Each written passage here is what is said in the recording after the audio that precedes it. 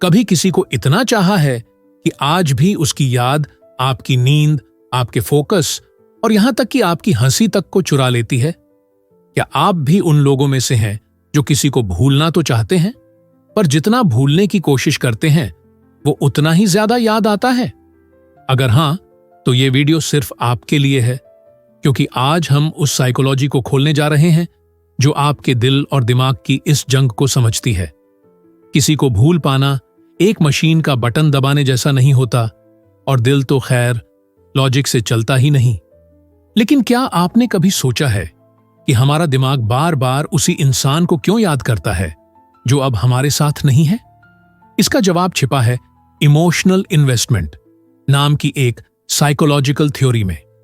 जब हम किसी इंसान के साथ वक्त बिताते हैं, अपनी फीलिंग्स, अपने सीक्रेट्स और अपनी उम्मीदें उस पर इन्वेस्ट करते हैं, तो हमारा दिमाग उसे एक सेफ जोन मानने लगता है। और जब वो इंसान चला जाता है तो दिमाग बार बार उसी जोन में वापस लौटने की कोशिश करता है ताकि वो फीलिंग्स दोबारा मिले, चाहे वो अब नामुमकिन हो चुकी हो। पर यही नहीं, यहां एक और टेढ़ी बात है, ज़ाइगर्निक इफेक्ट।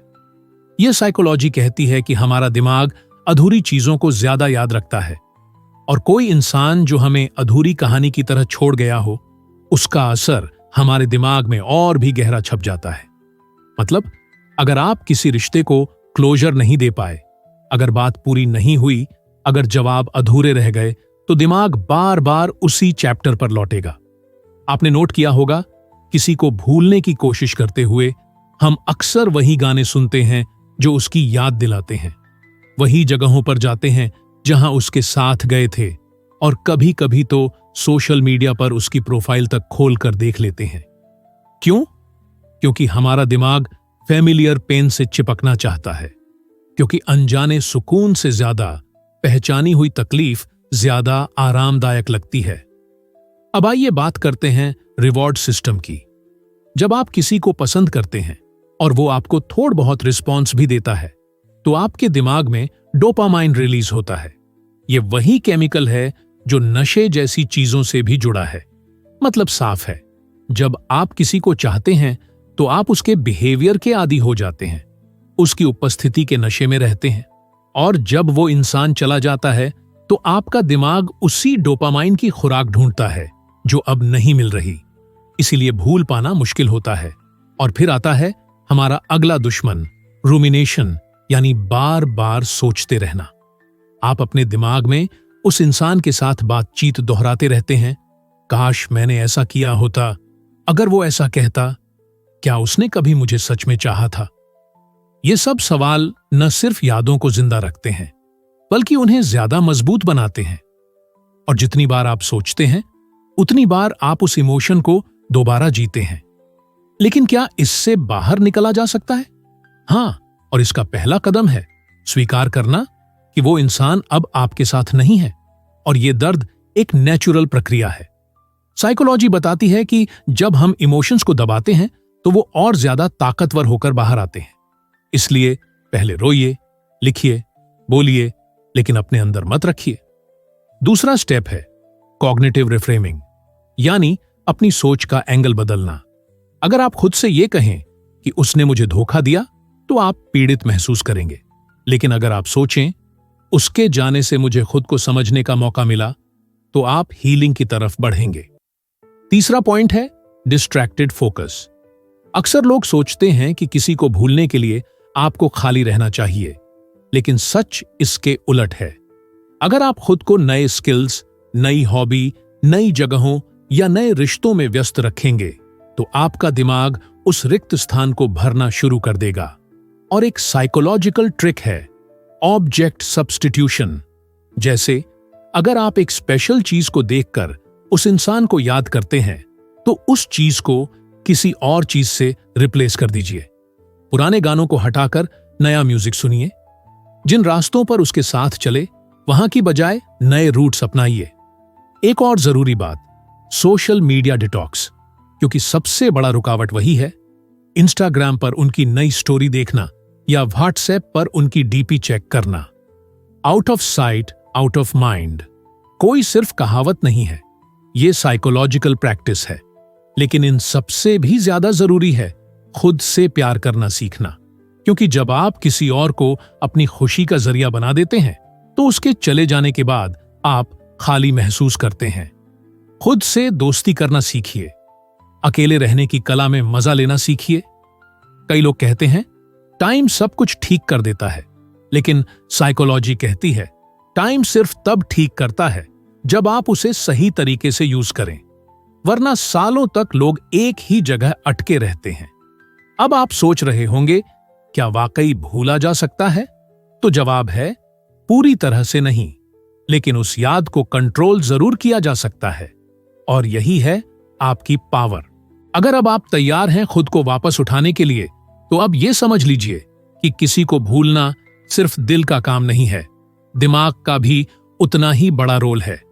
और जब आप अपने दिमाग को सही दिशा में ट्रेन करना शुरू करते हैं, तभी असली बदलाव आता है। अब हम बात करते हैं नोस्टाल्जिया ट्रैप की।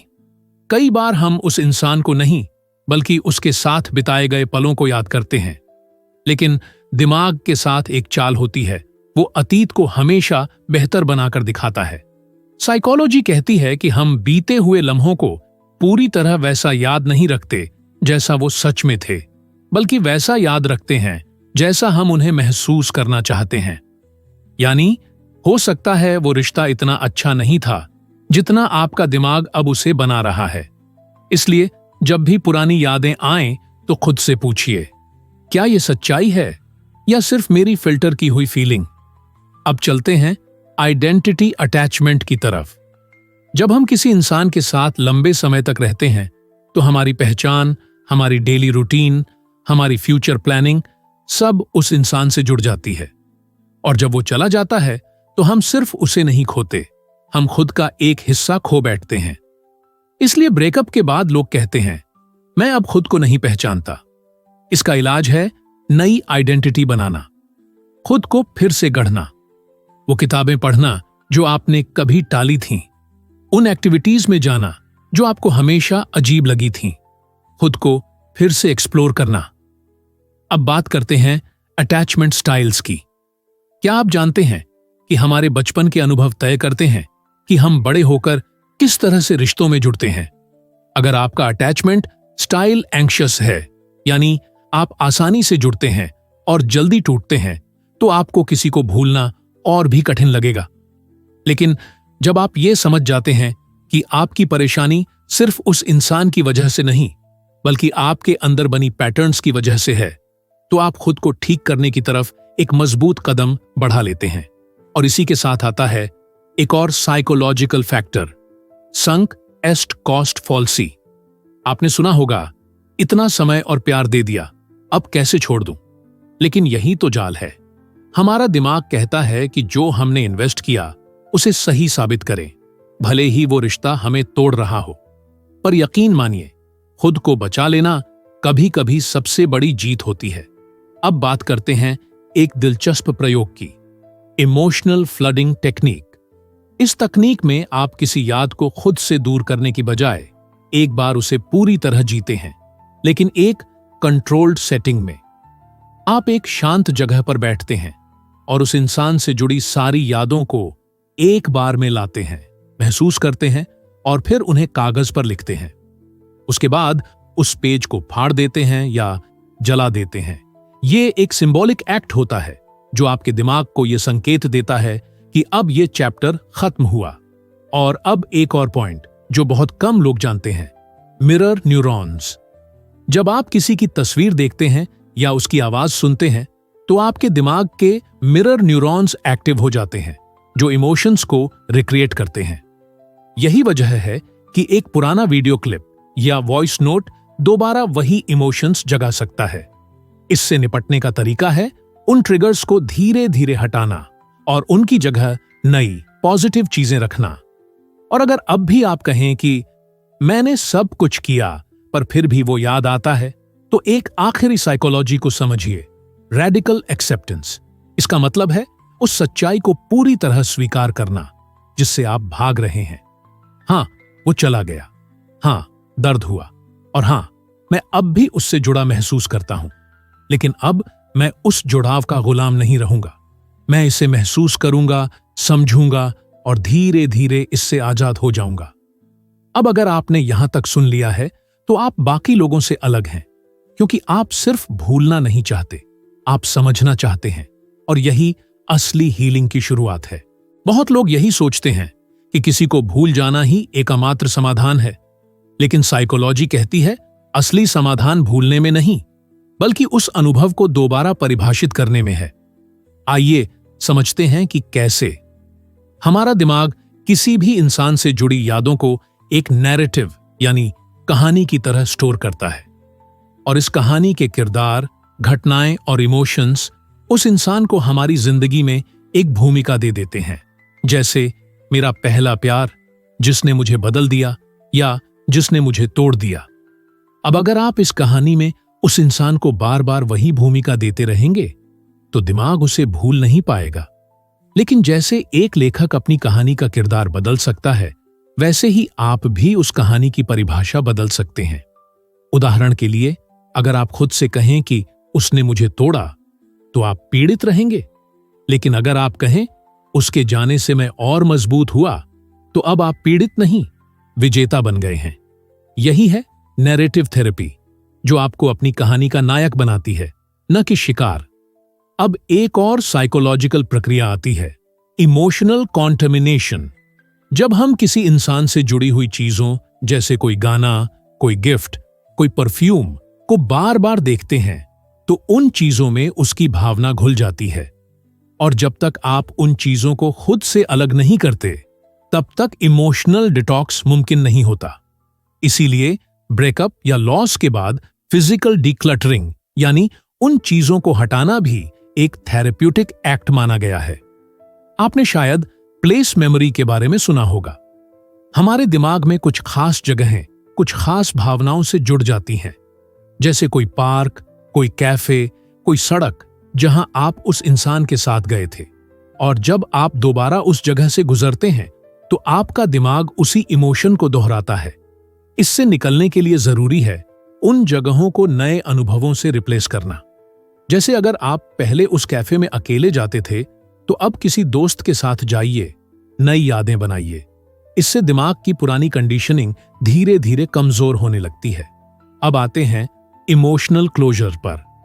कभी कभी हमें क्लोजर नहीं मिलता, न सफाई, न माफी, न जवाब, और हम उसी अधूरेपन में फंसे रह जाते हैं।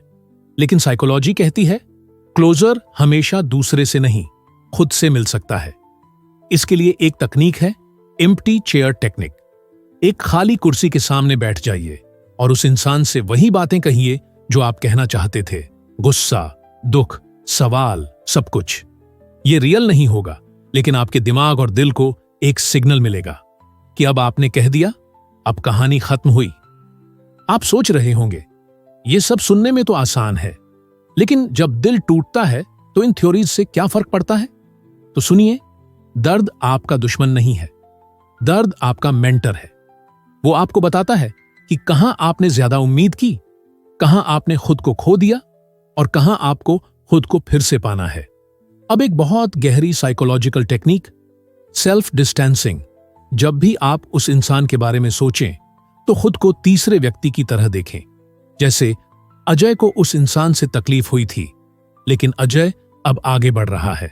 जब आप खुद से मैं की बजाय नाम लेकर बात करते हैं तो आप अपने इमोशन से थोड़ा दूर हो जाते हैं, और यहीं से शुरू होती है स्पष्टता। और फिर आता है मीनिंग मेकिंग, यानी उस रिश्ते से आपने क्या सीखा? क्या आपने सीखा कि प्यार में खुद को खोना नहीं चाहिए, या कि जिसने जाना उसने आपकी कदर नहीं की? जब आप उस रिश्ते को सीख की तरह देखेंगे तो वो आपको रोकने की बजाय आपको आगे बढ़ाएगा। तब वो एक दर्दनाक अनुभव नहीं रहेगा, बल्कि एक ट्रांसफॉर्मेशनल स्टोरी बन जाएगा। और इस पूरी साइकोलॉजिकल प्रक्रिया में सबसे जरूरी चीज है समय। पर वो समय जो आप दिल पकड़कर रोते हुए नहीं, बल्कि खुद को समझते हुए, बेहतर बनाते हुए बिताएं। क्योंकि भूलना सिर्फ किसी की यादें मिटाना नहीं है, बल्कि खुद के लिए एक नई जगह बनाना है। अगर अब भी आपके मन में कुछ अधूरा सा लग रहा है तो रुकिए मत, क्योंकि हीलिंग कोई सीधा रास्ता नहीं होता। ये एक पहाड़ी सफर है जो हर मोड़ पर आपको थोड़ा और मजबूत बनाता है। तो अगली बार जब किसी की यादें आपको तोड़ने आएं, तो उन्हें अपनी ताकत बनने दीजिए। ये समझ लीजिए कि भूलना एक संघर्ष नहीं है, ये खुद से मिलने की यात्रा है। उस इंसान ने चाहे जो किया हो, लेकिन अब आपके पास एक मौका है खुद को फिर से बनाने का, खुद को गहराई से समझने का। हर याद जो दर्द देती है, वहीं से शुरुआत होती है एक नई कहानी की, आपकी कहानी। अगर इस वीडियो ने आपके दिल को छुआ हो, आपकी सोच को एक नया नजरिया दिया हो, तो इसे लाइक जरूर कीजिए। अगर आपके आसपास कोई है जो किसी को भूल नहीं पा रहा, तो ये वीडियो उनके साथ जरूर शेयर कीजिए। और ऐसे ही साइकोलॉजिकल गहराई से जुड़े वीडियो के लिए माइंड वेदा को अभी सब्सक्राइब कीजिए, क्योंकि यहां हम सिर्फ बातें नहीं करते, हम मन को समझते हैं। धन्यवाद।